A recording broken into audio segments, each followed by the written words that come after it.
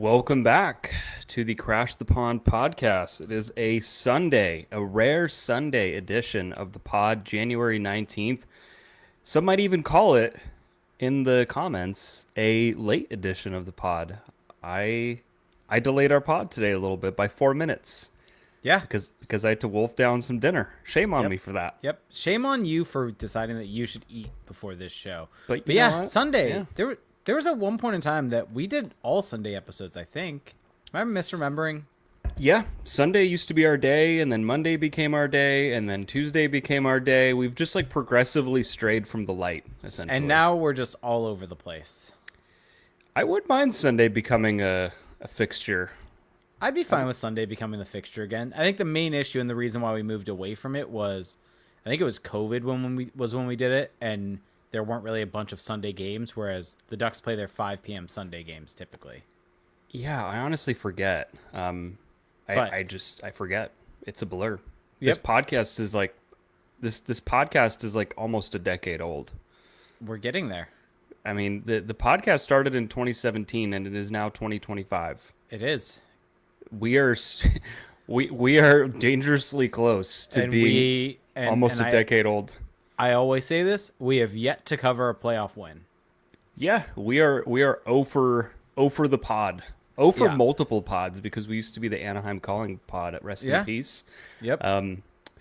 So as you can tell, we're waffling, we're delaying because the Ducks really gave us a nice treat this week. And what I mean by that is that nothing really changed. Nothing really changed. They completed their road trip. It ended up being a 1-4-1 road trip. They lost, I think they've played 3 games since we last recorded. Yep. Washington, Tampa, Florida. And they scored 3 goals in those games. They were shut out in 2 out of the 3. They had some better moments. They managed to make it competitive against the Lightning. And I thought that they looked okay at times against Florida. But in general, nothing has really changed in our kind of bigger picture view of the team. So what we're going to do today, a little different. We're going to bounce around because there's only so many episodes we can do saying fire Greg Cronin, everything is bad. I think that's been the podcast for 3 weeks in a row now. Yeah. So what we're going to do is we're going to bounce around a couple different little items. Okay. We'll get into some questions. We'll let it flow. We'll enter a flow state. And then from there, we will just see how things go. One thing I do want to mention really quickly, just about this team in general. It's something that you brought up, actually, I don't remember if it was text message or Discord, but that shots on goal in general, you may have been planning to bring this up anyways, but shots on goal in general are down throughout the league. Mm-hmm. And the Ducks have this hyper focus on offense and that they need to shoot more pucks and get more towards that and all this different type of stuff. And so one of the things that I thought was interesting kind of looking at the numbers is their shots on goal total puts them kind of right on par with their expected goal total. They're 24th in the league in shots on goal per game and about 24th in the league also in expected goals for per game or per 60. What's interesting to me is just this hyperfixation on that from Greg Cronin and that passing up shots when, and this is more, I guess, kind of before we get into all your topics, this kind of goes to more of the same about Cronin and I think he just needs to be relieved of his duties at this point.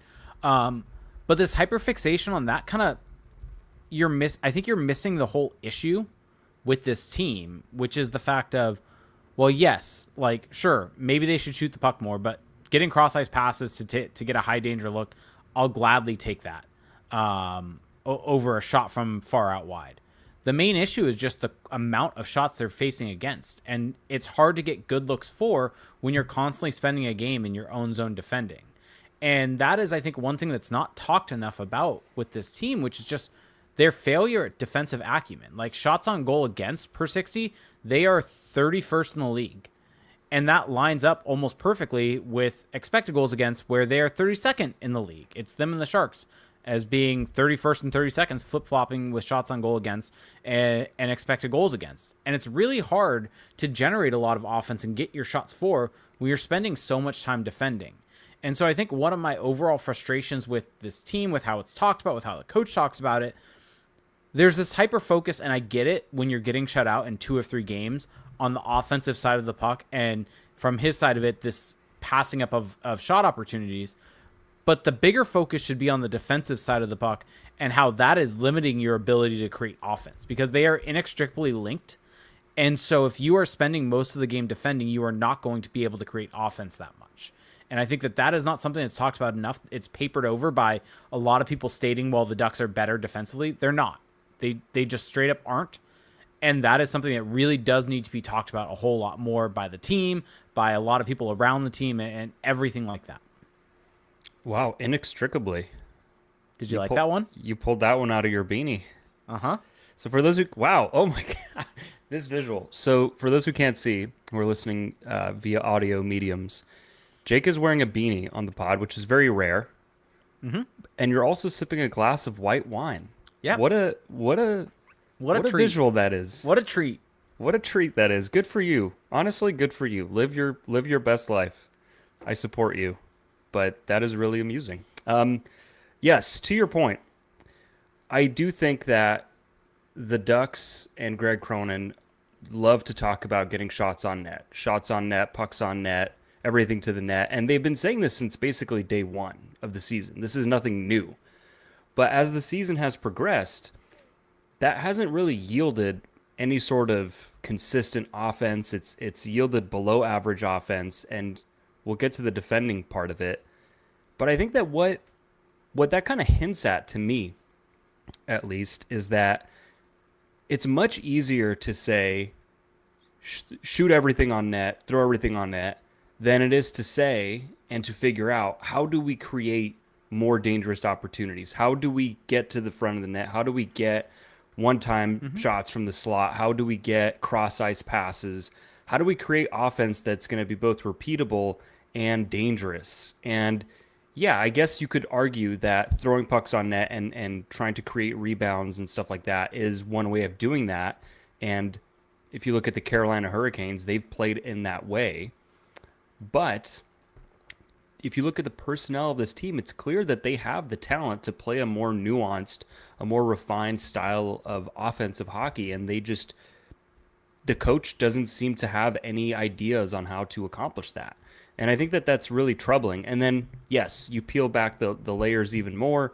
You talk about their own zone, and then it gets even worse because they're spending so much time defending. They're so gassed in their own end that then they can't go the other way and create stuff in transition. So it all works together.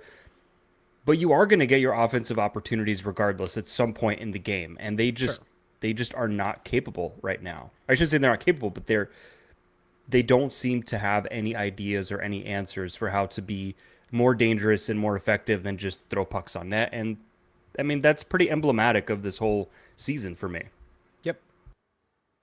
Yep. Okay. So a couple things that I wanted to hit on about just the last week. Yep. Isaac Lundestrom suffers a pretty bad knee-on-knee collision against the Florida Panthers and left the game, looked pretty bad. He wasn't putting any weight on that leg. Did he didn't come back in the game, right? No, he did not.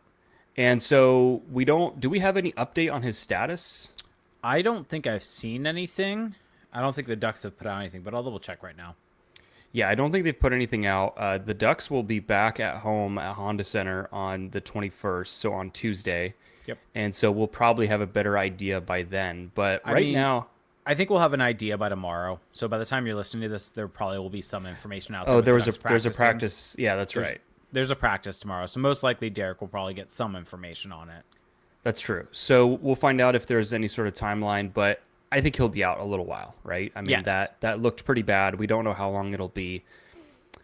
My question now is this. With Isaac Lundestrom out, we don't necessarily know how close Trevor Zegras is. He didn't travel with the team, I don't think. What are the lines going to look like? Because now you have an opening there that is kind of, it feels like a pretty big opening to maybe get a little creative and change up the lines a little bit. So let's assume that Zegras is back in the next week. What should the lines look like? How can you How can you draw this up for us? So are we saying Zegras is not back and we're creating the lines without that? Let's start with just without Zegras, and then once Zegras comes back. Okay. So we'll do two versions. So it's difficult because I think the easy option here, right, is you slot Mason McTavish in the center role where Isaac Lundestrom was at, and you put Sam Colangelo back in the lineup, play him with Leo Carlsson and Alex Killorn. And I think that's the easy answer in the sense of that McTavish, Gauthier, Fabry was the line already. Like, these were kind of the lines that were there. And it was the major tweaks that happened that caused them to do McTavish with Carlsson. Having said that, I would not go that easy route. Because I think that what we've seen is that McTavish with Carlsson is working. Like, maybe they didn't have the best game against the Panthers, but they clearly had some chemistry, especially against the Lightning. They looked like the best line for the Ducks team. In an ideal world, I'm just going to go in my ideal world putting together this lineup. I would put Troy Terry with them. With Carlsson and McTavish? Yes. Okay. Because I think the Strome, Vetrano, Terry line, it's run its course. It's still a solid enough line. It's not a top line for this team. The numbers have really gone down. They are giving up more expected goals against than they are getting some for. They are about even in terms of goals for and goals against. They're giving up as much as they are getting. So even if they are generating offense, they're giving it up at the same exact rate. So I would break that up and really try to get Troy Terry with other guys that can really elevate him and help. He can help elevate and can also help elevate him. So I would start there and put those three guys together. And then I think you just, at this point, have to keep Strome and Vetrano together and just probably try to limit them and play in lower minutes and put maybe Cutter Gauthier with them, maybe playing on his off wing in that situation. Or you could go the easy route of throwing Alex Killorn with them.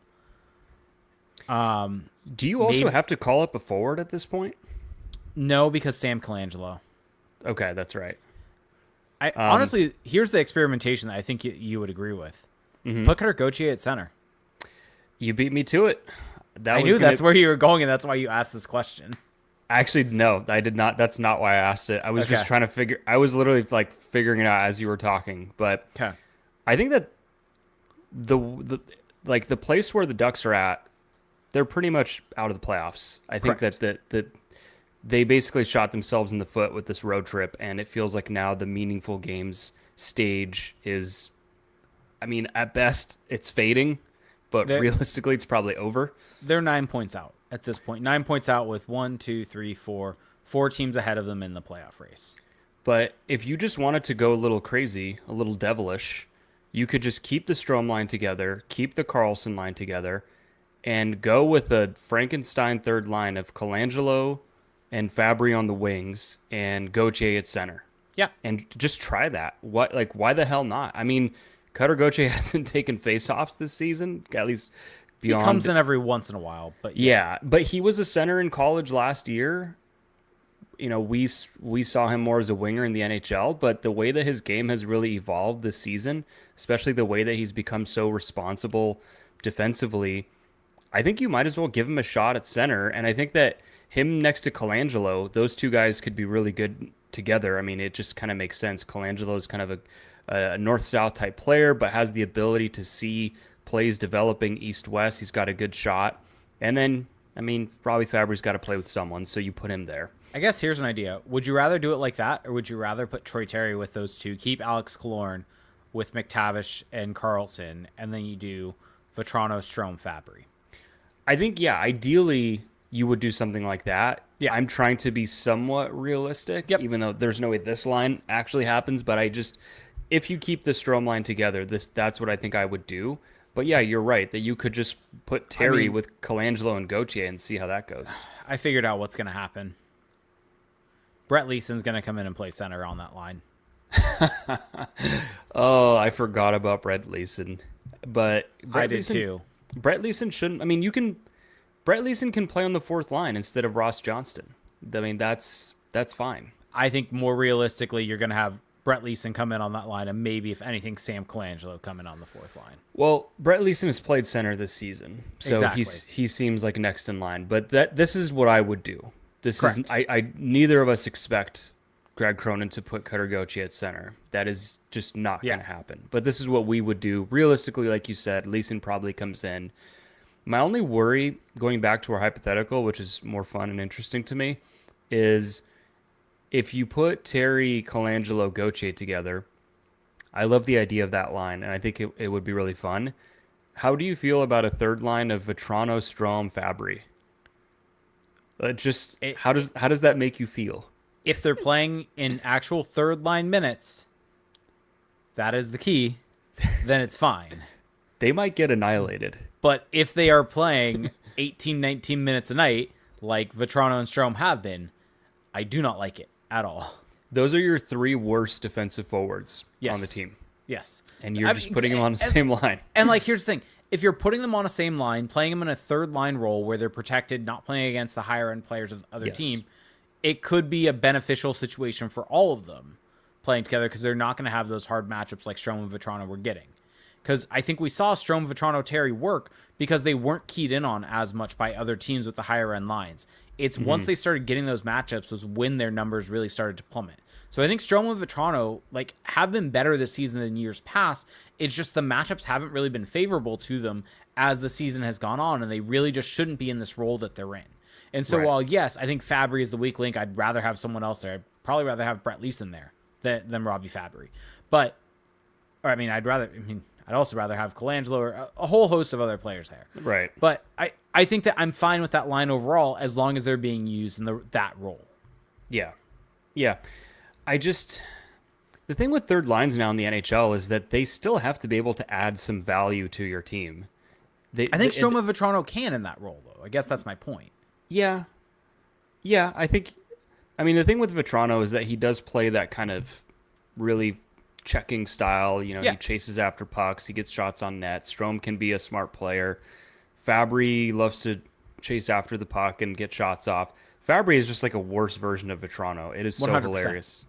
It is so hilarious. Also, I let a tweet go a couple games ago where I just ripped Robbie Fabry and then he scored in the same game. Goal.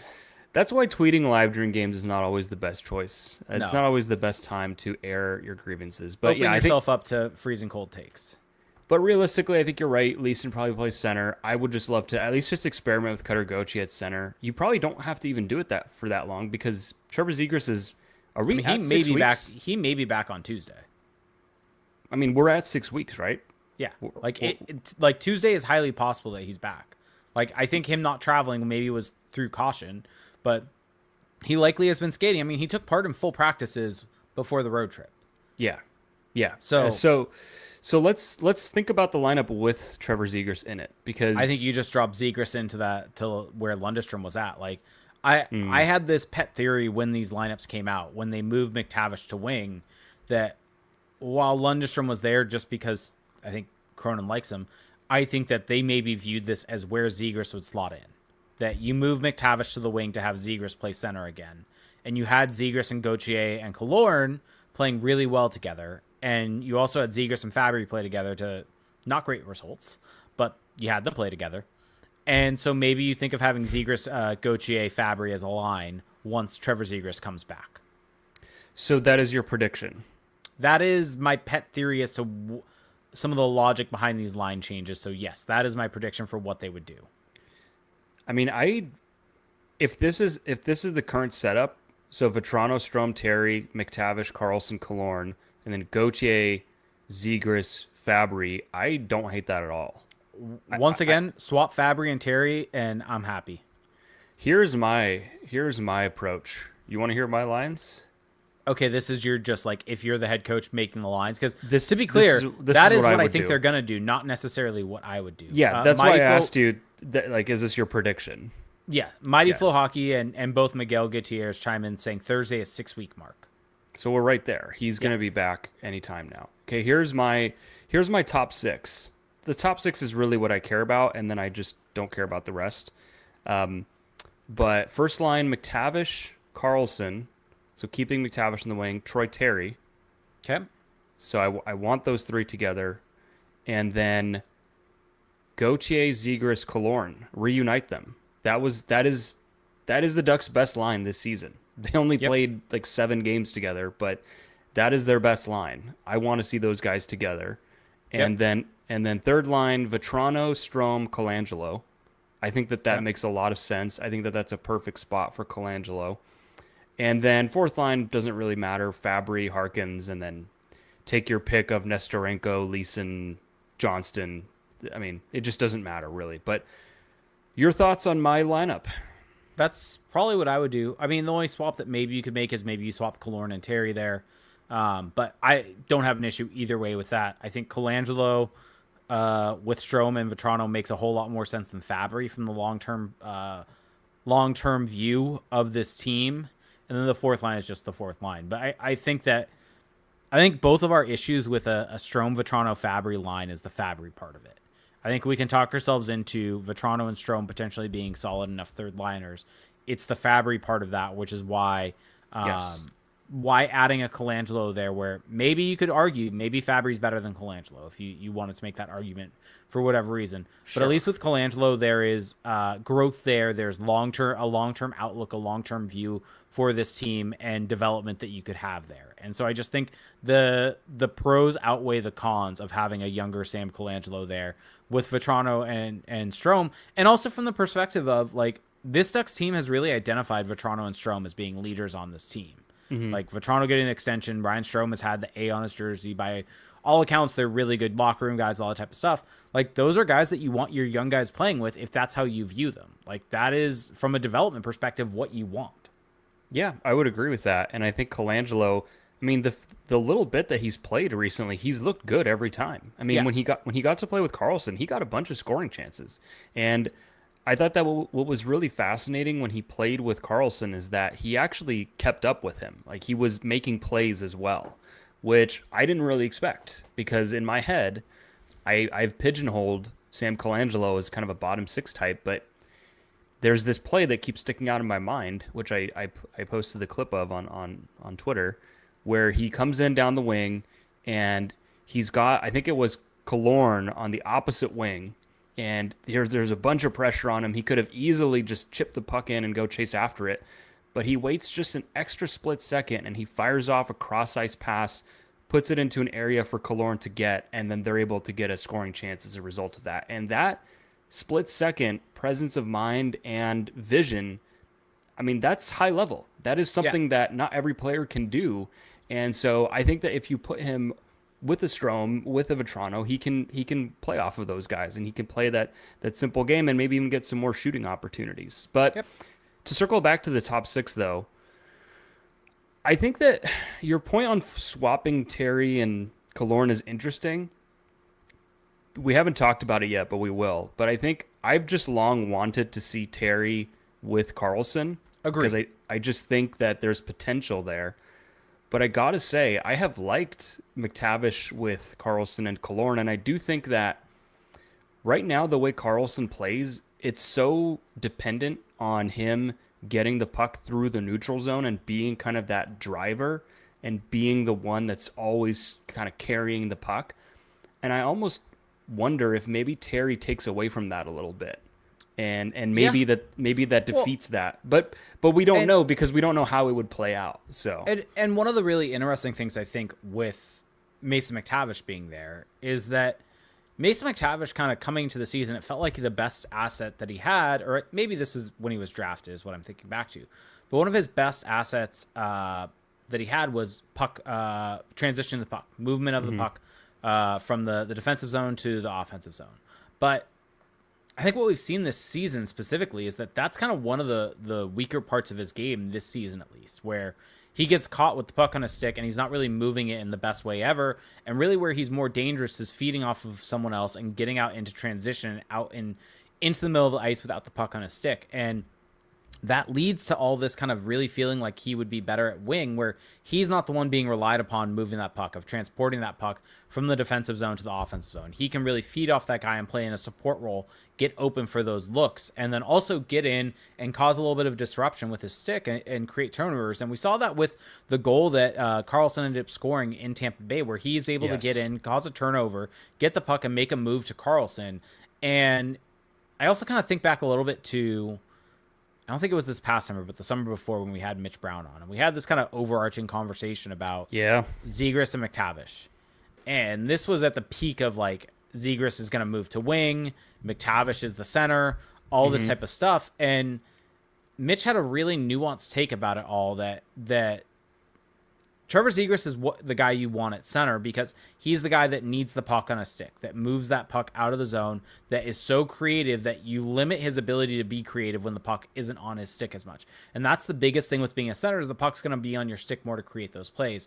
Whereas McTavish is the person that can create the one-touch passes off the boards and can get out and isn't as reliant of having the puck on his stick to get to dangerous areas.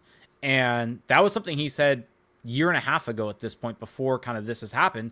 And it really just rings true when you see Mason McTavish playing on the wing, that his game, especially playing with a high-end center, really sits a lot better there. Yeah, I mean, we might as well just dive into it. I mean, unless you have anything else on the lines, No, real quick, I want to ask you this, because Smile RL brings this up, and I think that this could be a good point, because it's something we see a lot. But he's saying, do you guys like Killorn a lot? I almost feel like he's not really doing much. And Killorn's a player I think that you and I usually aren't really harsh on. We aren't really critical of, because especially compared to how he's talked about on social media. And that was where I was going to go with this, because I think you and I both think he's been fine. He's not playing worth his contract, because he's just not producing at that level, but he's not to the level, he's not playing as poorly as everyone out there kind of wants to make him out to be. I think he's been a perfectly fine top 6 player for this team. Maybe fringe top 6 is probably the better way to put it. But he's not this negative asset for this team overall. And so I guess to answer that question, what do you think he's doing out there that people are missing? Well, I think that one thing he does really well that is not going to show up on the stat sheet is he is so good at getting pucks off the wall and protecting the puck, holding up, waiting for someone to join him, finding them, getting them the puck, and just kind of keeping possessions alive. There's a lot of plays where the Ducks are cycling down low, and Killorn uses his frame to either muscle a guy off the puck or to protect the puck. And when you have guys like Leo Carlsson or even Mason McTavish who are quicker, who are more skilled, having a guy who's just kind of like a hub, who can just keep things going, keep things alive, and has some of the hockey sense to also know where to find them and also when to pop out for shots, things of that nature. I think that's a useful player to have on a line. Does he have the skill, sort of the speed, the explosiveness to really elevate that line? No, but he's kind of just like a stabilizing presence on whatever line he plays with this season. And I think probably your point about his work along the wall there, that really also applies to the defensive zone. I think that he helps with the breakout significantly. Yes. And as a result of that, when you look at some of the underlying numbers, like the RAPM charts, you see that he's really, really good defensively. Like that is his big strength for the Ducks this season, is defensive work. And the thing is, when you need to contextualize kind of what we're talking about defensively, we're not talking about playing physical. We're not talking about what the general thought is when you think of defensive hockey. It's not boxing out. It's not hitting guys. It's about winning the puck back and creating things to get out of your zone. It's suppressing shots against. It's being on the ice for less expected goals against, and really limiting the damage that happens against. And for a Ducks team that has that happening a lot, getting pinned in their zone, to have a guy this high defensively from these metrics is showing you the work that he's able to do on the wall. And that I think people get so focused on maybe some of the missed chances in the offensive zone. Yes. Maybe, I mean, his foot speed is not there anymore, and that's such an easy thing to see. But you kind of miss these little plays that he's able to make along the walls to help get the puck out of the zone, or win the puck back to get it out of the zone and suppress chances against. And occasionally he'll have a little speed burst. He'll drive to the net. But I mean, what we're seeing from him when you look at these numbers is quality of shots for, expected goals for. He's about average, like 0 from a Z-score perspective. From a quantity perspective, he's above average, but defensively he's well above average, both from a quality and quantity perspective. And these are individualized metrics that try to isolate the player for what they're doing. You can't fully isolate systems and things like that, but this is trying to isolate his play versus the other guys on the ice. Well, I do feel like just when I watch back if I'm watching the line that he's on in that game, I feel like he's not in his own zone that often. I feel like he's one of the few guys that is actually able to get it out. Yeah. Also, I mean, just for some added context on Killorn, like he's 35. He is firmly past his prime. It's very rare for NHL players to still be where they were when they get into their mid-30s. And so the fact that he's still adding, like in my opinion, And I think that it's not even really an opinion because, like you said, there's stats to back it up. To I still think he has the highest goals above replacement on the team. Yeah, to still be a positive player, even if, yes, the production is not there. He's also not playing with Nikita Kucherov anymore, might I add. But to still be a positive player at 35 is pretty good. I mean, he for a 35-year-old, he looks pretty good out there to me. So shout out to Alex Killorn. Am I sitting here telling you all he's this amazing player and you should just, stop criticizing him and say he's amazing? No, I think that it's fair to be critical, especially because of the contract. But we're just providing the other side of that and why we are not as down on him as other people are. So, yep. But yes, I do really want to talk about this McTavish on the wing thing because was Tampa Bay the first game where they did that? Because they were shut out against Washington. It's so funny you bring up that Mitch Brown quote because that was a couple of years ago now, and it feels like once again Mitch Brown just knew all along what took the Ducks years to get to. But one thing that had really been sticking out, there's a couple things. I think that there's multiple things at play that go into this new line of McTavish on the wing next to Carlsson and Killorn. One is that I think they are trying to get Leo Carlsson going. I think that is a big part of this, is that Leo Carlsson, I mean, who was on his wing prior to that? I'm like already forgetting. Was it Lundestrom? It was Lundestrom, but wasn't it like Leeson after that? I think that there was also McGinn. They've pretty much saddled him with clear-cut third line to fourth line talent outside of Alex Killorn, and that has just not really benefited Leo Carlsson at all. And so I think that part of it is that they are trying to get him going. The other part of it, and I am really kind of diluting it down to the bare bones here, but Leo Carlsson has been bad in the face-off circle this year. And I think that the Ducks probably internally look at this and say, well, if instead of having Leo Carlsson winning 38% of his draws, having Mason McTavish there to take the faceoffs but still be a wing, having him taking 50% of those draws or winning 50% of those draws, which is his success rate this season, that'll probably help Leo Carlsson anyway. So they may be looking at it that way. I also just think, now zooming it out, like you said earlier, Mason McTavish is really good along the boards. He's really good in puck protection. We saw it with Cutter Gauthier, where when he's playing with a player who's much faster than him, he is really good at just getting them the puck, finding them in space, finding them where they've already built up speed, and that's where Leo Carlsson really thrives. And you need guys who can get Leo Carlsson the puck. I've said that multiple times this season, but Mason McTavish can do that, and we saw that multiple times already in the two games they've played. You brought up the goal. I mean, McTavish wins a forecheck battle, gets the puck over to Carlsson. Carlsson snipes it short side. So it just really feels like the theory of these two working together has just played out so beautifully in the two games that they've played, and it's only been two games. Yep. Yeah. Anything that you want to add to that? Nothing to add on really, because I think you hit the notes exactly perfectly. Nothing to add. I mean, and I kind of also talked about kind of McTavish on the wing already, so not really too much to add from me. Well, and the other thing too that I thought about, but seeing it actually play out is just the breakout. I mean, again, Leo Carlsson is the way that the Ducks break it out is they rim it up the wall to a winger, and the winger has to get the puck to the center who's flying up the middle without the puck. And Leo Carlsson is one of the best at doing that, at flying up the middle. Once he gets it, he's going to break down a couple guys and get something going. And if you can't get him the puck, it's problematic.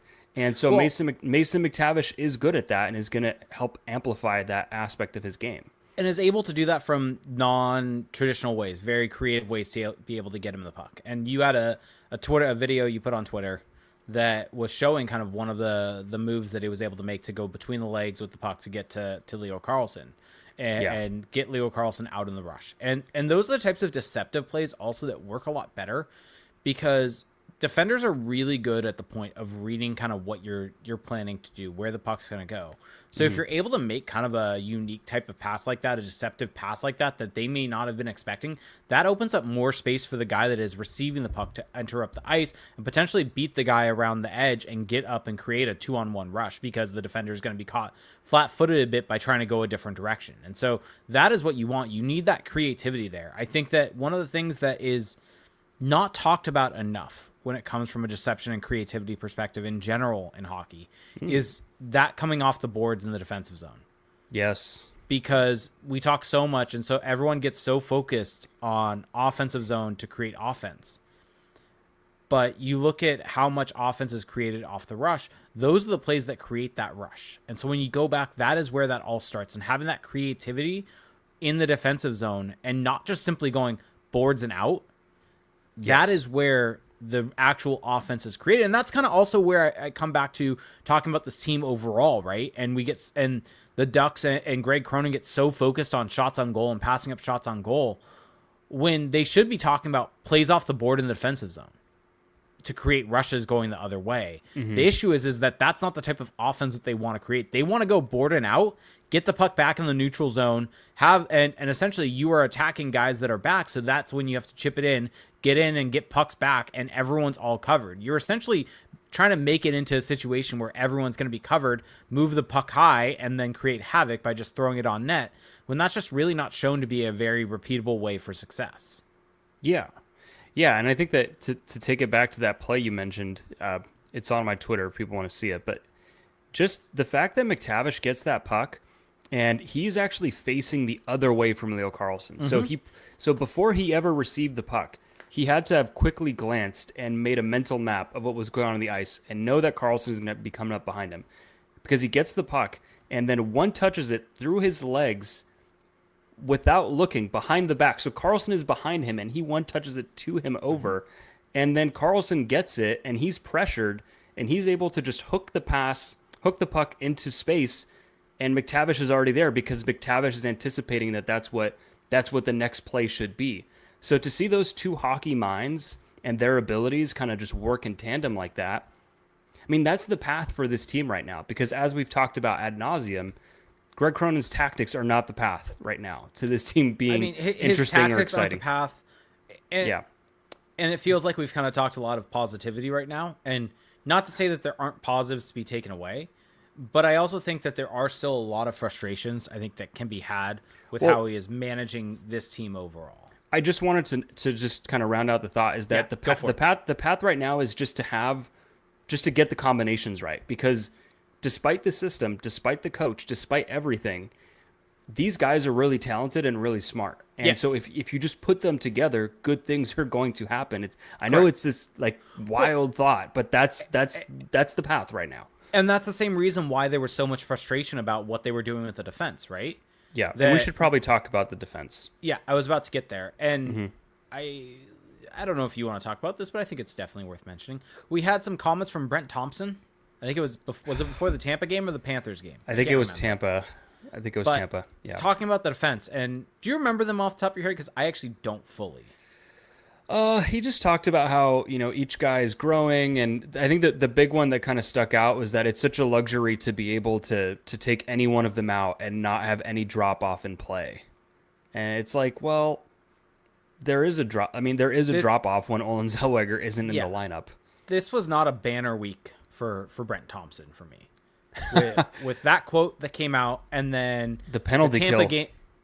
The Tampa game specifically, where the penalty kill, which is what he manages, was extremely poor. Yes. And it's been extremely poor all season. It's the worst penalty kill in the league from an expected goals perspective against. Don't really know where it's at from an actual percentages, because I don't usually look at success rate and things like that. I more so want to look at kind of the chances that they're giving up. But, I mean, Washington... I think Washington played well against them on the penalty kill. Same thing. Carolina scored 2 goals and 1 penalty. With that coming back, and on set plays that were the exact same. And then you had Tampa just absolutely torched them. I don't think I've ever seen a power play get the puck to the dangerous area as easily as Tampa was able to do. That was nuts. Ducks. That was embarrassing. And then the Panthers, I think the Ducks had a better penalty kill situation against the Panthers, but still not exactly a banner week with that. I mean, not a banner week for special teams. I mean, correct. Did you talk about the Ducks power play giving up 4 breakaways? Against Tampa? Nope. And then had a 5-minute major where they looked lifeless against the Panthers. Yeah, I watched that today, and not great. Not great. It feels like Rich Clune has kind of got to go back to the drawing board a little bit. Yeah, but getting back to the original point here was talking about the defense. And the good news, I think, to come out of this little stretch was, I guess, Washington was a frustration point because Drew Hellison drew back in after Olin Zellweger had come into the lineup against the Panthers. Then he came out for Drew Hellison, and then they lost, got shut out, allowed, 5 goals, was it, against Washington? Is that right? No, they lost 3-0. 3-0, sorry. All the games are blending. How dare you? At this point. But Olin Zellweger came back in. They had Zellweger and Minchkov in the lineup as they should be against the Lightning and against the Panthers. But they're still just not playing as much as they should. One of those guys always is not playing as much. Cutter Gauthier is playing 11 minutes a night.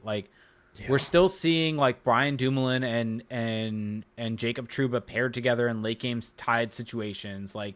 It's not as if even through all of this, right? And we've talked about how frustrating it is having those guys out, and talked about ad nauseum the quote from before the season from Elliot Friedman, where he was talking about the reason why the Ducks were looking to move Cam Fowler was they knew the quality left-hand defenseman that they had, and they wanted to get them in these games late. And yet against Tampa Bay, when they're tied late in a game, Brian Dumoulin and Jacob Trouba are the ones on the ice together when they're not a pairing, instead of one of Olin Zellweger or Pavel Minchkov. And this is something that we've seen multiple times, and we saw it against Carolina. They got scored on. And I didn't really look at the Panthers game too much just because of them being shut out. So I think they probably were divvied up a bit more. But we've seen so many different times. Oh, what the hell? I'm looking at the game and I must have zoned this out. Jacob Trouba was on the ice in the 6-on-5 late in the game. There's that. There's that for you. Well, isn't it funny how Greg Cronin was saying in that last Florida game how, it's just they're the defending champs. They're going to shut us down at the end there as we're trying to come back. It's I watched those last 5 minutes, and the Ducks look like a team that just didn't realize they were down 2-0 and wasn't doing anything to actually score. And that's something we haven't talked about too much. I guess if you want to have any sort of positivity from this road trip, I think against Tampa at 5-on-5, they looked better, especially late in the game. Sure. The issue is they were so bad at special teams that made any sort of 5-on-5 play really kind of get thrown out the window. Against Florida, through 2 periods, they were better, but I think the major negative from that is that you're going into a third period against the defending champs down by 1. You've kind of played a really solid enough game against them. You've played at least a tight enough game against them to be in it. And you have 0 effort. And to me, that is fully on coaching. We'll go to the coaching well so many times, but that in so many ways is on coaching. That's on you to get your players out there, be prepared, play a strong and hard third period to try to win that game, tie the game and win the game. And it felt like they were already on the airplane for that third period. Yeah, that third period was abysmal against Florida. But also, I mean, the goal that Gibson gave up, the second goal, True. I mean, that wasn't great. I mean, that shot was going wide, and it hits Gibson's blocker, and it goes back in. So maybe goaltending wasn't on their side, but offensively they were just so dormant, and especially at the end of the game where they're trying to come back, they just have nothing in the tank. It was pretty disappointing, but that's kind of what we've come to expect. But I do think that it is positive that Zellweger is at least getting back into the lineup. I also think that Minchkov is playing a lot better recently. Yes. I actually think he looks as good as he's looked all season as of late. He's so much more involved offensively. He's getting those chances. I don't know if this happens to you, but he gets those chances where he ends up at the front of the net somehow. And then I have to go back and look wait, how did he end up there? How did a defenseman end up at the doorstep of the other team's net? And so those two have looked better. I think it's good that Drew Hellison is kind of sitting for a little bit because he's looked really shaky. Yeah. But the defense remains problematic. I mean, here's the thing with this team is that... Tell me what the thing is. The success needs to be driven by these young players. Yes. That is the reality of this team. And doing anything else does not help this team. I mean, first off, it's not helping this team in the short term. This team defensively is not good. This team at 5-on-5 is not good. This is the 31st team in the league, and maybe now it's time for a bit of a global conversation about the team and where they're at now, unless you have another talking point that you want to get to. But, like, at this point, these guys need to be put in a spot to drive the offense, drive the team, move things out. And it's like there's just a hesitancy to do that. Like, there's still just an over-reliance. I mean, from the offensive perspective also, this over-reliance on Vetrano, Strome, Terry. Like, they're playing 22 minutes a night. Yeah, I think that right now, if we can isolate one thing that I think really needs to change in terms of handing the keys over to the kids, because that hasn't fully happened this season. Like you just said, Strome line has been the top line. Trouba and Dumoulin are still kind of like the crutch pairing for Cronin in late game situations or late period situations. He puts him out there. Here's the thing, and we're going to have plenty of time to talk about this, so I don't want to get too much into it right now. But doesn't it feel like a Brian Dumoulin trade helps this a lot? Because if you trade Brian Dumoulin, now you've created a spot for Drew Hellison, and you're kind of done here. Like, now it's 4 kids to 2 olds.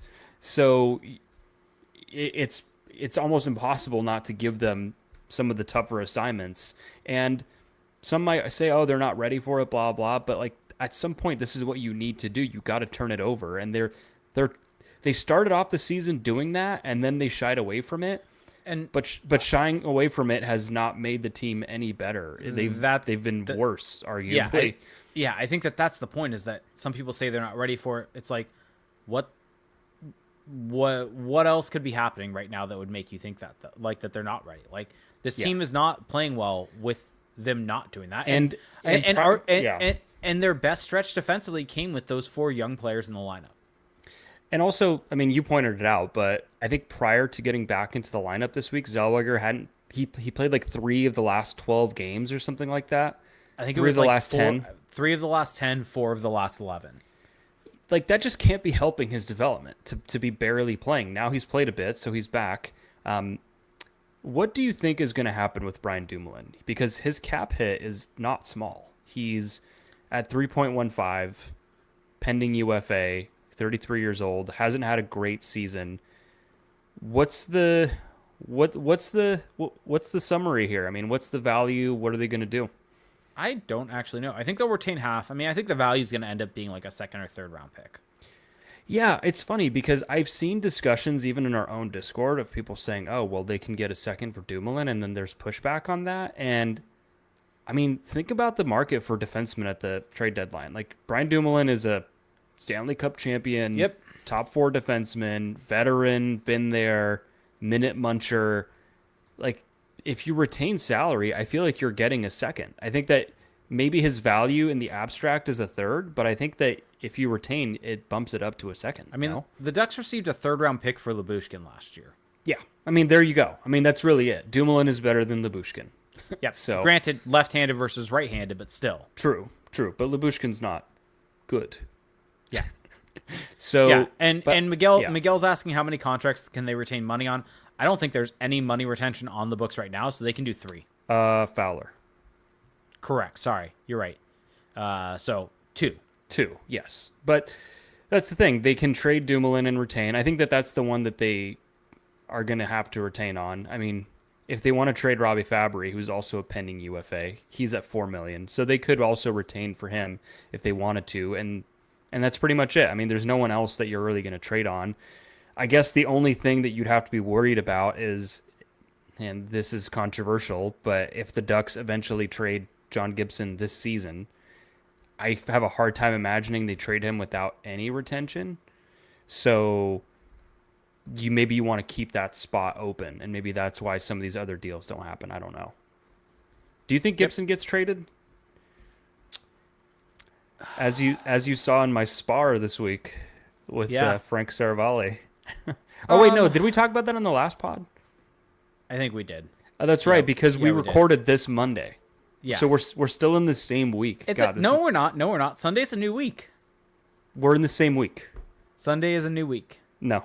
On the calendar, it is Monday through Sunday. Wait, your what? Your Google What? Calendar. Monday through Sunday is part of the same week. A week is 7 days. Sunday to Saturday is the week. It's not. Okay, everyone out there, please chime in on this in the chats. Are weeks Sunday to Saturday or Monday to Sunday? Is the week Monday to... I'm Googling this. The week starts on Sunday. I will eat crow if I'm wrong about this. Think about how a calendar is shaped. When you open up a calendar, the first day of a week is square. a Sunday. It's square. What does that answer? Monday is the first day of the week. That's what Reddit says. No, when you click on your calendar, Reddit has never been wrong. Look at your calendar. I'm closing the books. When you look at the lines, Sunday is the first day that's listed. That is the first column. Reddit told me Monday, so I'm done here.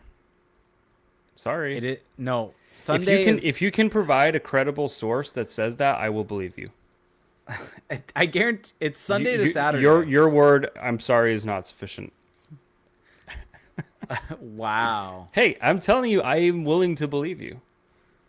Well, I mean, let me do it. Just so you know, my own calendar, my own Google Calendar is Sunday through Saturday. Does that make me crazy? Sunday through... Wait, you said Sunday to Saturday. Mm-hmm. Yeah, so that's what I'm saying. Yeah, that's how I have it look. That doesn't mean that's how I think a week actually is. That is how almost every single person Monday is the first day of the week. Do you agree with that? Monday is the first day of the work week. Do you agree that Monday is the first day of the week? No, Sunday is. So when we say on the 7th day he rested, what do we mean? What do we mean by that? I've got you in a corner. You're sipping wine. You are done. We mean Saturday. Dude, you are done. I just went biblical on you. Okay. The Bible defines our calendars. I just went. I mean, kinda. I mean, last I checked, my all my Jewish holidays are not based. Well, this upon is in the calendar. old. Boom. This is in the Old Testament, so we're overlapping. Correct, but Jewish holidays follow a lunar calendar, which is different. Good on me for building a relationship between Christianity and Sunday Judaism. to Saturday. Sunday to Saturday. Man, have we just incited a new North and South County? Sounds like someone has a case of the Mondays. But Blackhawk has a great point that I should have brought up. Jewish tradition, the Sabbath is Saturday. That is the day of rest. So you're saying we should follow your definition? I'm saying that I'm just saying you said the day of rest, the seventh day, in Judaism, the Sabbath is on Saturday. Okay. But the 7th day is Sunday. But the day of rest is Saturday in the Jewish faith. I guess you can, do you agree that Monday is the first day of the week? Monday is the first day of the work week.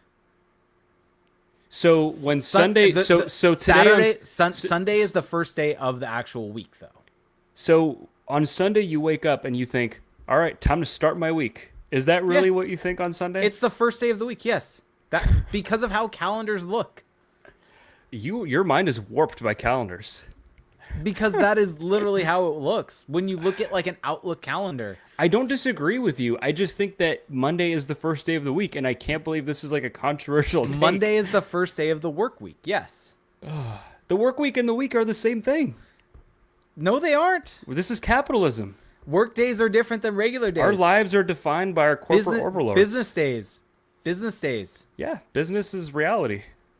Connor, our friend Connor is now texting in our group chat saying I'm wrong. No, I'm not. I'm not wrong. It's Sunday to Saturday. Like, I understand where you're coming from, and I'm not here to belittle you. I'm not. But I think you're completely wrong.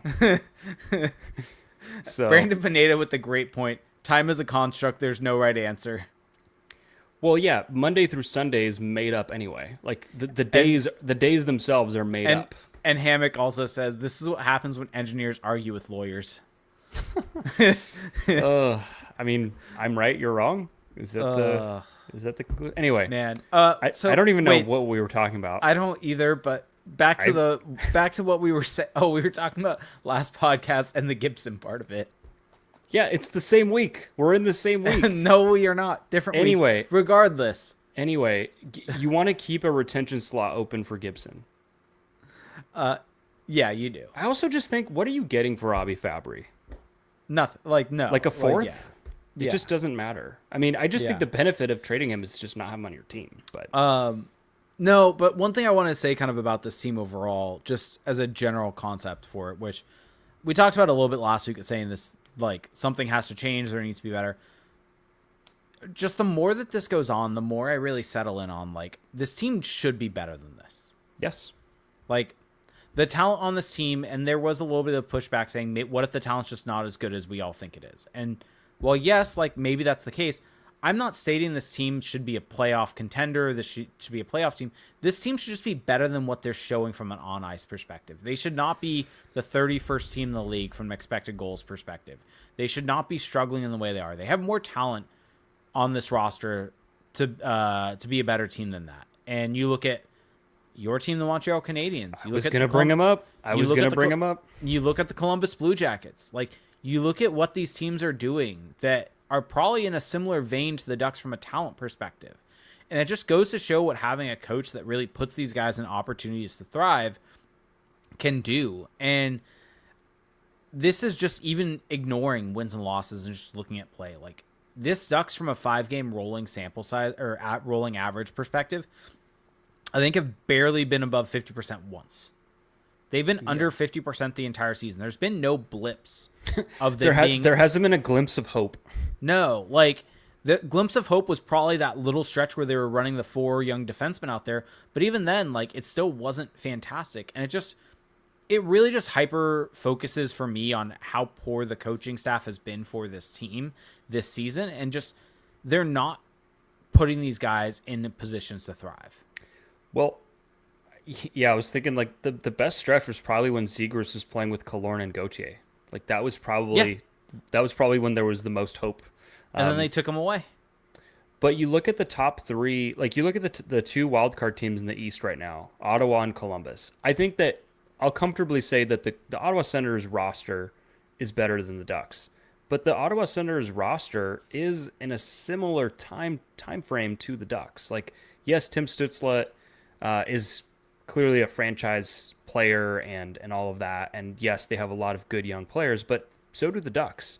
I don't think that the Ducks are quite at that level, and they're not I'm not bringing them up to say that the Ducks should be the first wild card team in the West, but I think that they should be more competitive than what they've shown in the standings. Then you look at the Columbus Blue Jackets. Argument gets even worse for Greg Cronin because the Blue Jackets roster, to me, is it better than the Ducks roster? It might be a little better. I'm not even sure. I think so. I think maybe Werenski, you could say, is probably the best out of all the players on the two Marchenko, teams. Voronkov are studs. But sure. The thing is, they're being put in positions to succeed, right? And Sean Monahan has been really good for them. But I look at that roster, I'm like, yeah, that's about on par with the Ducks. It's not that much better, and yet they're a solid 5-on-5 team. They are the second wild card seed in the East. And then this is the one that just destroys. This just really is damaging for the case of, oh, well, we don't know about this roster and Greg Cronin this, Greg Cronin that. The Montreal Canadiens are 1 point out of the playoffs right now. And this I can say for sure. You look at the Montreal Canadiens roster, and I personally am a fan of a lot of the players that are on it because I'm a fan of the team, so I'm a little biased. But that roster and the Ducks roster, is there a huge gap between the two? Like, you could say maybe the Canadiens' top 6 has better high-end talent. Suzuki's further along. Caulfield's a little further along. But then Slavkovsky's still really young. Kirby Dach is coming off an injury. Patrick Laine is coming off an injury. They don't have that much more talent than the Ducks, and yet they are playing sound 5-on-5 hockey since about the month of December. They are now knocking at the door of the playoffs. They are in the mix. They are playing meaningful games. So you look at the totality of these teams, Ottawa, Columbus, Montreal, and you look at those rosters and you look at where they are, and I think to myself, maybe the Ducks shouldn't be right where those teams are, but they should be much, much closer to those teams. They should be in that mix. They should be in that mix that those teams are in, and as in, they should be at least playing competitive, meaningful games, not necessarily in a playoff spot. Maybe that's me overrating the roster, but again, I challenge people. Look at these teams, player for player, on paper. I think the Ducks have an argument to be in that conversation. So, yeah. That's what gets me fired up about this whole season. I mean, Utah it's interesting because Utah is a team that's playing a lot better than the Ducks at 5-on-5, but they, points wise, they're also a bit out of it, 6 points out. Um, so it's just frustrating, and I think that's another point that people have brought up is that I feel like we're also just not really finding anything out about these players at this point because they're they're so shackled to this system and to this way of playing that we're not really able to find out, are they true offensive drivers? Like, we need to know these things. The Ducks need to know these things so that they can then make decisions, right? Yep. The whole thing is just very broken. We're an hour in. Yeah, we should get to questions. Yeah, I just hit me. Yes, let's Same. do that. All right, so we're going to start with our Discord. Go to patreon.com/crashspawn where you can subscribe to our Patreon at the $2 tier. You get access to the Discord, and you can get into our channel and ask questions in there for the show. D-Frenzy asked this question. I really believe Aikens caused Zegras to not win the Calder. Putting him with third, fourth liners and Delorier most nights really hurt how offensively productive he could be. I know that this rookie class is stacked, but did Greg Cronin hurt Cutter in a similar manner? Sidebar, Lane Hudson for Calder, and I will be taking no questions. That is a great take. Lane Hudson is the favorite for Rookie of the Year. Lane Hudson's on pace for 60-plus assists. It's insane. But do you think Greg Cronin hurt Cutter in a similar manner? It's actually a fascinating question because as much as I've poo-pooed Greg Cronin this season, to put it lightly, there was that interesting article by Elite Prospects by David St. Louis, friend of the pod, writing about Cutter Gauthier and talking about what we've been talking about, which is that the details and the engagement in his game has been so good this season that he's really brought this added dimension to his game that he didn't really show enough of in college. And I think, does Greg Cronin deserve some credit for getting that out of him? Yep. Or was that something that was always going to happen when he hit the NHL? I think he deserves credit. Like, I think if we're going to be critical of Cronin, and I've mentioned this a bunch, if we're going to be critical of him for all of these other things, we have to be fair and balanced in this as much as we can and give him credit when it is actually due. And fair I and think balanced. when you look at Cutter Gauthier and the development within his game from an overall perspective, I think that Greg Cronin does deserve credit for that. I think you could also be critical of the line mates that he's been given in terms of limiting his production, but the overall play that Cutter Gauthier has been playing, I think, is good overall. It has not led to the points as of yet for various different reasons, but I also don't know if that limited Gauthier's ability to win the Calder, because I don't think he would be able to match what Hudson's doing or what Celebrini's doing. Yeah, so, I just don't think Cutter Gauthier was coming into the NHL this season and putting up 60 points. Yeah. We didn't anticipate that. And yeah, I think to a degree, Cronin has held them back a bit offensively with the line mates, like you mentioned. But I do think we should give Cronin a little credit, I guess, for the fact that Gauthier has become a very solid two-way player. And again, it's one of those things, chicken or the egg, but we'll give him the credit. So. Yep. D-Frenzy also asked, looking at Capo Caco's success in Seattle, should the Ducks have been in on him, what would have been a good trade for both sides, if so? Well, didn't Seattle trade like Will Borgen? Will Borgen, and wasn't it like a second-round pick? I don't even think it was a second. I could be wrong about that. Capo Caco trade. Let's see what the trade was at. Borgen and 2 picks, a third and a sixth. Yeah, not even a second. I think that the issue was that it sounds like the Rangers really wanted Will Borgen. I mean, anyway, not to get into the whole nuts and bolts of that. Yes, the Ducks should have been in on him. They should have been in on Kako because it just makes sense. Take a flyer on a young player. Why not? A good trade for both sides. I mean, this is, I guess, the issues. I don't know what the equivalent would have been of a Will Borgen for the Ducks. Dumoulin, maybe? I mean, Dumoulin's probably the one, but he doesn't really fit because I think he's also not right. Borgen's still under contract, I think, beyond this season. No, he's not. Oh. Wait. Really? Yeah. Are you sure? There's talks about the Rangers flipping him. Hold on. I don't believe you. Will Borgen. I want to believe you, but Oh my God. Yeah, right? He's UFA. Yeah. So the Rangers flipped the former second overall pick. Yeah. For a rental UFA, a third and a sixth. Yeah. That is abysmal. That is actually really, really bad. That's why Brian Dumoulin would be the closest. The only thing is he's not right-handed. Yeah. Yeah, and Kakko has he's got a bunch of points since he joined the Kraken. I think he's almost a point per game. Yep.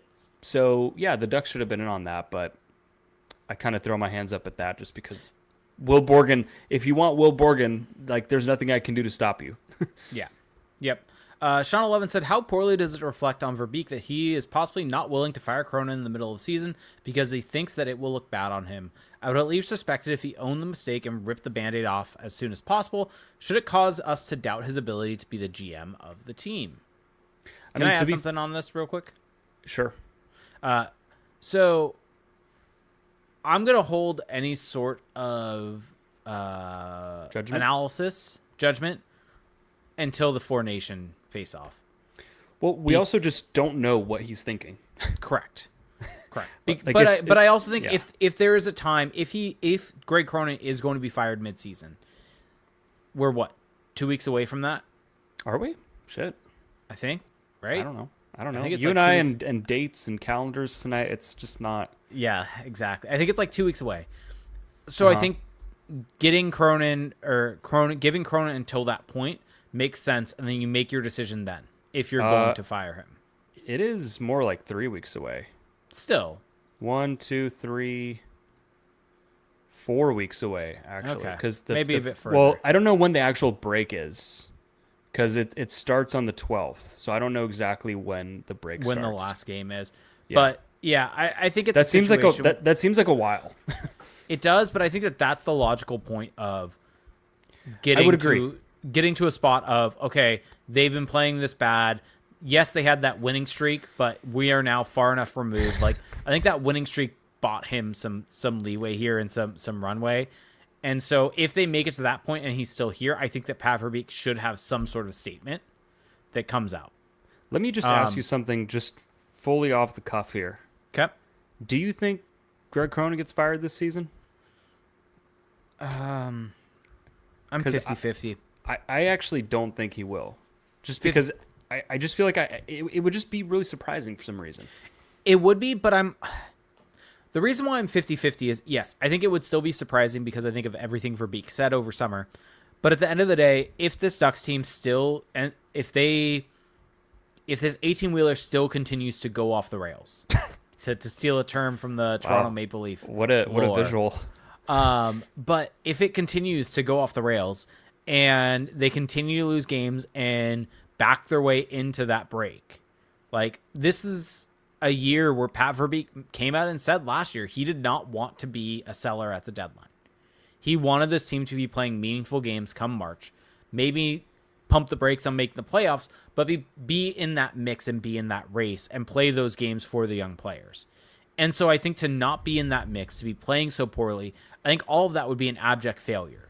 And I think if Pat Verbeek views the team as having a chance to still get there, if they are maybe in everyone else is faltering also, and they're maybe 8 points out, 9 points out, something like that, maybe he makes the change thinking of that. Or maybe if they're further out, he wants to rip the Band-Aid off, as Sean 11 brings up, and get a new coach in here to end the season strong and get everything set up so he can have a full offseason with these guys as compared to a partial offseason.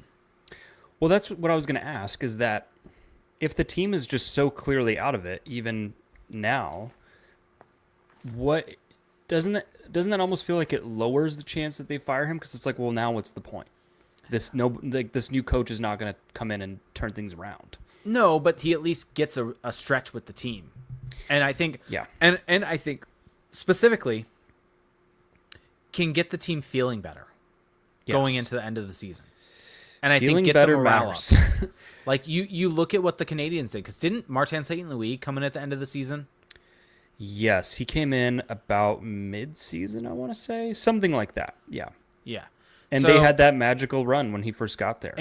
And to Sean 11's other question, should it cause us to doubt his ability to be the GM of this team if he does not fire him? I don't think as of yet, but I think for me, the big thing is Cronin back next year. If he is, then that starts to raise alarm bells for me. But here's my issue with your take. Okay. Is that if we all agree that Greg Cronin is this net negative for the team, and the team continues to play like trash, and the team continues to lose, get shut out, not be competitive, what is Pat Verbeek doing not making a change? Like at a certain point, you can't really rationalize keeping the coach around. Even this season. If in 3 weeks from now they've lost even more games, they're at the clip that they're on right now, how do you justify? Oh, I agree. That's why he needs to answer questions about it. But what I'm saying is that if we get to that point, they continue to lose, they continue on their stretch, and he doesn't fire him, to the question, I think it should cause some doubt about Pat Verbeek. Like is he blind? Like what is the strategy here? Fair. I think that's for me, maybe I have a little bit more leeway because I could see what you're saying about what's the benefit of firing him mid-season. I disagree, and I think that there is an actual benefit to doing that, to have the players playing well. But I think for me, when I really start to question it and cause at least me to doubt personally Pat Verbeek's ability to be the GM of this team, that would come if Greg Cronin is back next year. Well, that would be a death knell. That would be Correct. Absolutely. But I mean, the other thing too is like, what is the argument for keeping Greg Cronin? Because the argument is he thought they played well in the 4 or 5 winning streak. I just think that if Pat Verbeek continues this narrative of Greg Cronin is our guy and we believe in him and blah blah, after at the break of the 4 Nations, I do question his judgment. If he comes out and says that, then yes, I would agree. I severely question his judgment if he is still banging the Greg Cronin drum. Correct. I would agree with that. We can't both be super critical of the coach and the performances and then be okay with him staying around and being endorsed. I think if he's being endorsed, you're 100% correct. Yeah. I think if he answers it and says, I'm not happy, if there's an answer that's kind of a half answer but not a full endorsement, then it's a different conversation. Also, how much does the win-loss do you think factor into all of this? Like for Pat Verbeek's view of the team? High. Because what are they, 18 and 22, 18 and 21, something like that? Something like that. You know what's funny? I was looking at their actual wins and losses before we went live. Mm-hmm. The team is better from a points perspective through 46 games than they were last year. 42 points versus 31 points. Here's the difference. 42 versus 31? Yes. Holy shit. Yeah. But they're not better, though. Here's the difference. 2 regulation wins. They have won 2 more games in regulation. The main difference is this year they have 6 overtime losses. Last year they had 1. Or overtime and shootout losses. The main thing is they're just winning the games that are going to overtime / more games are going to overtime. And goaltending. Yes, that too. But, I mean, their negative 34 goal differential last year was a negative 44 goal differential. Do you really think Pat Verbeek looks at this and says, we have 11 more points than we did last year. We're 18 and 22. I sure as hell hope not. That would be the most ass-backwards way of looking at this whole situation. Yeah. That would act... if he says anything like that in a comment, I will be so... I will criticize that loudly because...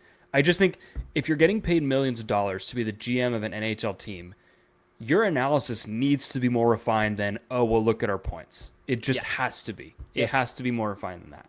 Yep. All right, let's get to more questions because we're at an hour 15 right now. Brad said 2 years from now, assuming no trade or FA pickups, this is a long question. Brad, I'm going to ask you, save this for a Patreon question. We'll answer. Well, let's try to do one. 2 years from now, I mean... Minchikov and Zellweger are still around. Lacombe is still around. I mean, that's 3 of 6. Yeah. So Helleson is still around. Let's go with... Luneau. I mean, we're at 5 out of 6 right there. Okay, 2 years from now. And Jacob Trouba is probably still a Duck 2 years from now. So Trouba is on your third pairing. Probably, let's go... Trouba Zellweger? Trouba Zellweger, Minchikov, Helleson, Lacombe, Luneau. Oof, that Lacombe-Luneau pairing is an adventure, but... It's almost like you want Luneau with Trouba, but... Luneau Zellweger? Maybe. I think I like that a little better. And then Minchikov, Trouba... Minchikov Helleson. And then Lacombe Trouba. Trouba's gonna be on this team. Like, we just gotta live with it. I mean, it won't be a huge difference for Lacombe. He's playing with Gudis right now. That's fair point. Fair point. All right. Ducks Jaggernaut says, as we approach the trade deadline in what is yet another lost season, what can Pat Verbeek target as some late season changes with coaching or roster to make you feel like he's starting to right the ship and get the ball rolling positively in the offseason? New coach. Well, I think that the roster question is that ship has kind of sailed because Pat Verbeek sought out Jacob Trouba, so that kind of tells us everything. But I also don't think the roster really needs that much tweaking. I think correct. The roster just needs to be optimized. I want to see this roster with a NHL quality coach. Yeah. I think, and also I think Ducks Jaggernauts framing as a lost season is becoming correct. Like, what is being accomplished this season? It's very difficult to see. So, yep. All right, we got a couple questions from Twitter. So, let's see. Trevor Zebra said 2 questions for you guys tonight. Do you guys think this stretch of boring hockey and lack of goal scoring is proving to management how valuable Trevor Zegras really is? Definitely on the power play. Yeah.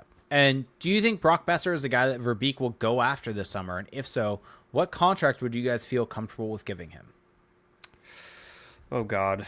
I don't see there being space. Like, just on the team? I guess I don't see Besser as being the guy you go after in terms of what this team needs from a long-term perspective, and I don't view there as being space for him long-term on the roster. I mean, I think as far as forwards are concerned, for me, it's either you go for a superstar forward or you go for a depth forward. Like, I just don't think... I think the Brock Bessers are actually the guys you avoid on the open market. So. Correct. Yep. He's only 27. Dang, I thought he was older than that. Random Hockey Thoughts on Blue Sky said, given the Ducks rebuild is over, how do you evaluate it? Does anyone except Carlsson have a chance to become an elite player? And then also said, won't we end up like LA, good enough to make the first round a few times, but not more? I mean, does anyone have a chance except Carlsson to become an elite player? I mean, I think Zegras, I think Carlsson, I think Minchikov, I think Zellweger, I think Seneca has a chance. Hold on. You're saying everyone has a chance to be an elite player? Elite, yes. How do we define elite player? I guess Zegras maybe not elite. Carlsson, Minchikov, Zellweger. I think of the forwards, it's really just Carlsson. Probably. Like I'm drawing a hard line at what elite is and holding it up higher. Maybe Seneca. Maybe. I think Seneca has probably just more potential at this point. Yeah. So I would consider including him. But you don't need like 5 elite forwards. Most teams have maybe 2 to 3. So at most. Yeah. So. And LA, like, I actually dislike that framing. Like, LA's been a good team. They've just been stuck playing the Oilers in the first round for years and years and years. Well, I would push back on comparing them to the Ducks at all, because the Ducks have way more young pieces. Correct. And they have way more, and even though I kind of drew a line on elite, the Ducks have way more guys up front who can develop into top 6 pieces. Well, I don't think he's getting at it from comparing the two rosters. I think he's comparing it from how the outcomes have been for LA. I think the Ducks' upside is higher. Sure, but do you think... But so I'm going to push back on you. Okay. I'm going to push back on you because I think while I agree with what you're saying that, yes, LA is not... Like, they're overhated, to use our Discord-ism, which is not a real word, by the way. But I think that even if, let's say, LA gets past the first round, like, LA is not a team I'm necessarily penciling in as a Stanley Cup favorite. Fair. And so I think that what he's getting at is good enough, but not necessarily a team that you... Fair. You look at the power rankings at the start of the year and they're in the top 5. That's a fair point. I don't think the Ducks are in that category. I think the Ducks can be much better than that. So that's a fair distinction. Mm-hmm. All right. Okay. I guess let's see. We don't have to do more questions. Yeah. Actually, sorry. Twitch, YouTube, throw 1 or 2 in. We'll get to them. But do you want to do your blind rankings? Do you want to throw me under the bus again? I mean, you're the one who brought it up. We don't have to do it.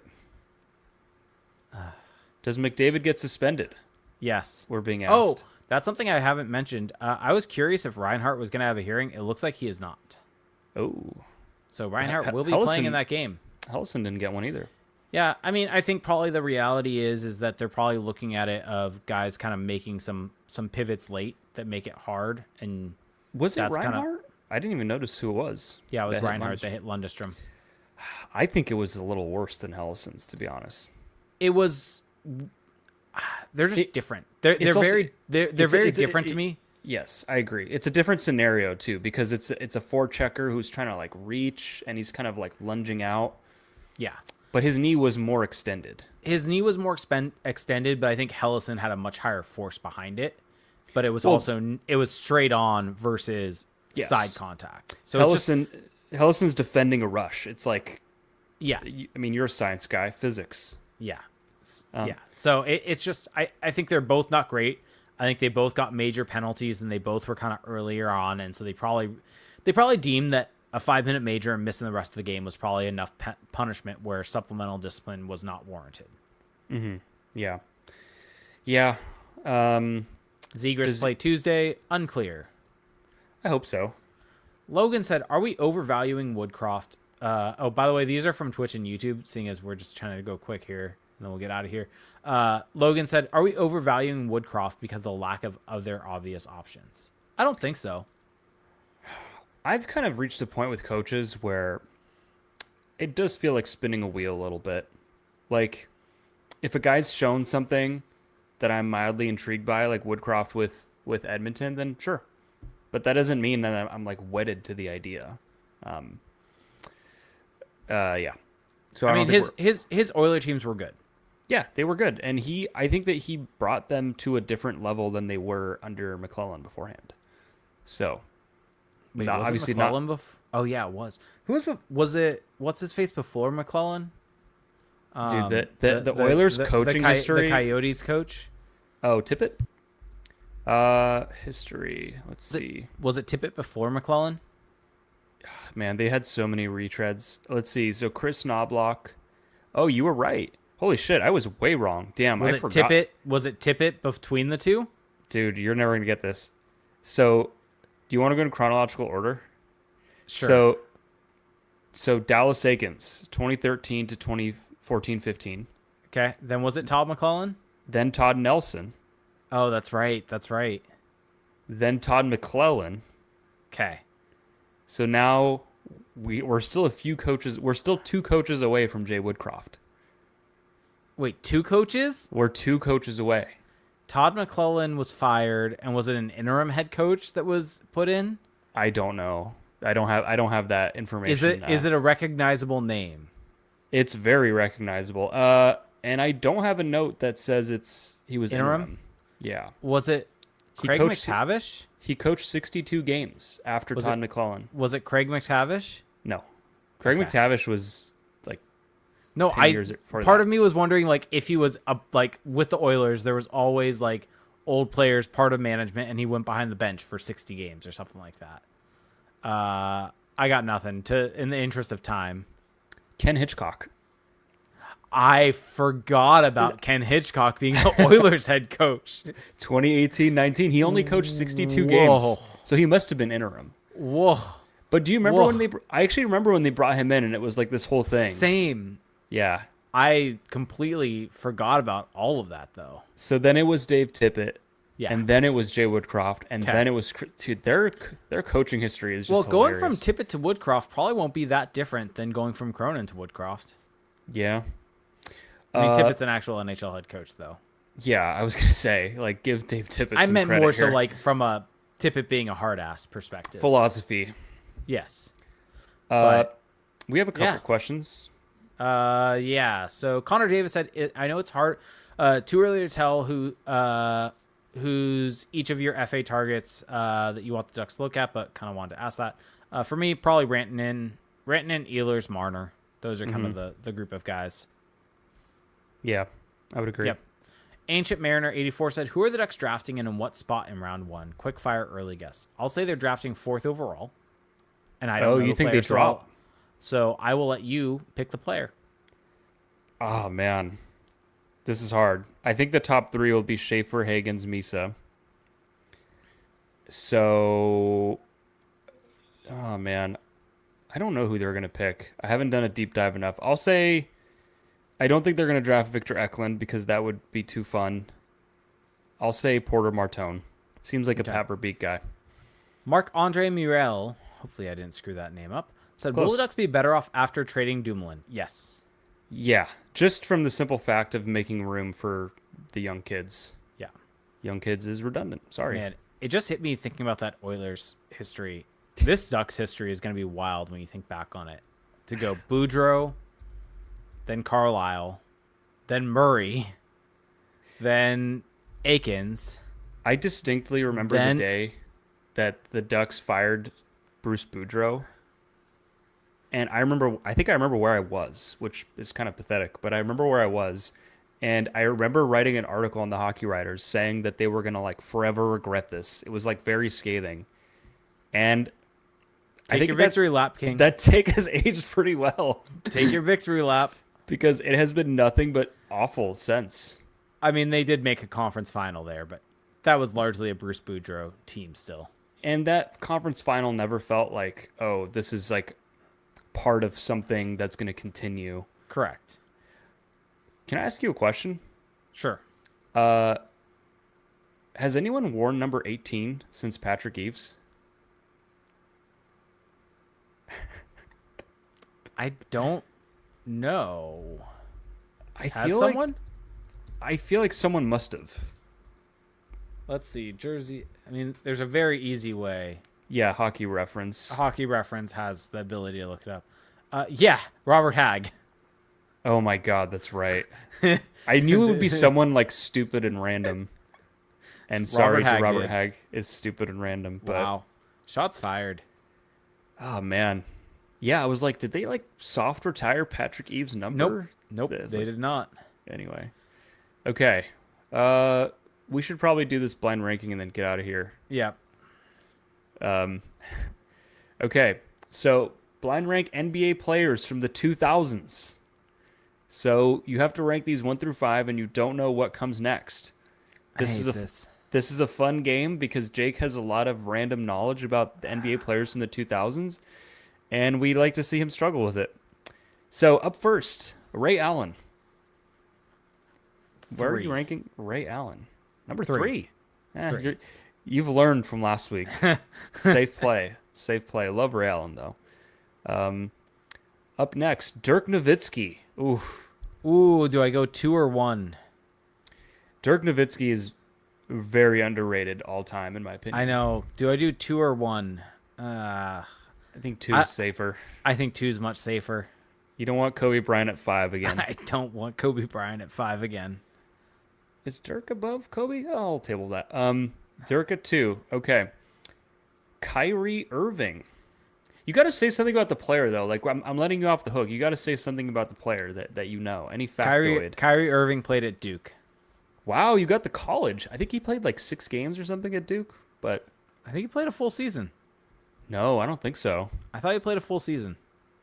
I'm not going to look this up, but Ray Allen don't know where he played. Dirk, I don't think Dirk played college because he's from Germany. Oh, you got the country. Yeah, so there you go. Okay, I'm going to ask you an unfair question. Okay. Name the NBA teams that Ray Allen has played for. Oh, Allen. That's a tough one. Miami Heat, Boston Celtics. That's a good start. Did he play for the Indiana Pacers? Similar colors. Do you want me to give you a massive hint? Sure. This team is no longer in the NBA. No longer. Oh, he played for the Seattle Supersonics? Yep. You're missing one. I don't think you'll get this one. No, that's the extent. Milwaukee Bucks was the team he started out with. Would not have gotten that. Okay, where are you ranking Kyrie?